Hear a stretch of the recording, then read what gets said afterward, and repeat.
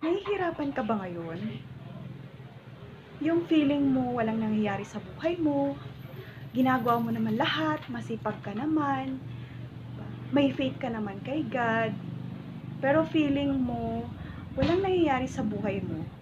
Lagi kang kapos, hindi mo nabibili yung mga gusto mo, hindi ka makapag-provide sa pamilya mo, 'di ba? Hindi ka makatulong sa mga taong gusto mong tulungan.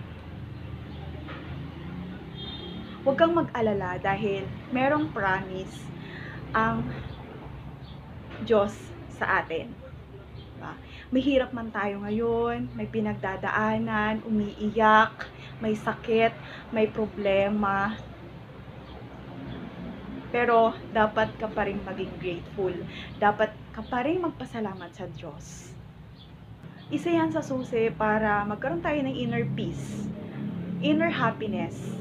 Yan ang pinakamahalaga sa buhay dahil kung wala kang inner happiness, hindi mo rin may enjoy or 'di ba, hindi mo rin ma-appreciate yung mga blessings na meron ka. Di po ba? So kahit na kumbaga hindi tayo mayaman, wala tayong sobrang laking kayamanan, sobrang mansyon na bahay, 'di ba? 'Di ba? So okay lang 'yan. Hindi 'yan ang magiging dahilan para hindi tayo maging masaya. 'Di ba po ba? So, um, meron tayong mga blessings na natatanggap galing kay God. Maliit man yan, pero dapat natin yang ipagpasalamat. Yung paggising natin sa araw-araw, diba? Blessing na yan. Yung healthy tayo, wala tayong sakit.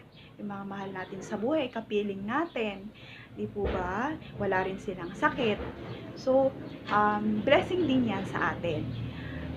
Okay po, yung pagkain natin, simple man yan, pero kasalo natin yung mga mahal natin sa buhay. Biyaya yan ng Diyos sa atin. And, alam mo ba na hindi ka dapat mawalan ng pag-asa. Kung masipag ka, mabuti kang tao, meron ka pananampalataya kay God, alam mo ba na mapalad ka? Kahit mahirap ka, dukha ka ngayon, mapalad ka.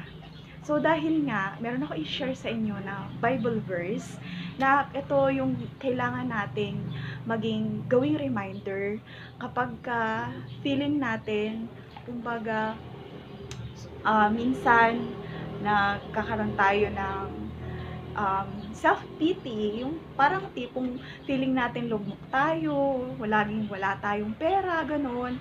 Um, pero merong promise si God para sa atin. So, ito po ay makikita sa Luke chapter 6, verse 20. So, ang sabi nga po dito ng ating Panginoon, "Blessed are you who are poor, for yours is the kingdom of God. Blessed are you who hunger now, for you shall be filled. Blessed are you who weep now, for you shall laugh. Blessed are you when men hate you, and when they exclude you, and revile you, and cast out your name as evil for Son of Man's sake. Rejoice in that day, and leap for joy.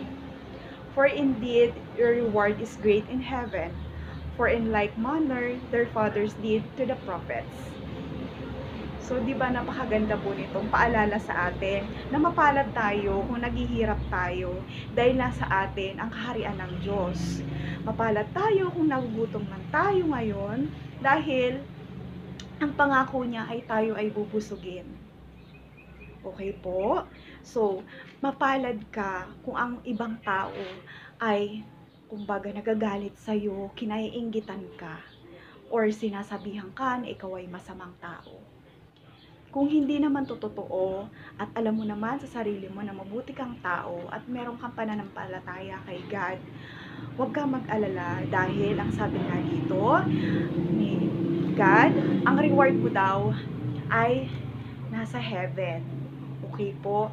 So, ito ay isang paalala sa atin na kahit gaano kahirap ang buhay, kung meron tayong pananampalataya kay Lord, kung malakas yung faith natin, hindi po ba, na ano man ang mangyari, kumbaga, ano man ang meron tayo, Kung alam natin sa sarili natin na tayo ay mabuting tao at wala tayong inaagrabyadong tao, wala tayong dapat ikatakot. Dapat tayong magalak dahil nasa atin ang kaharian ng Diyos.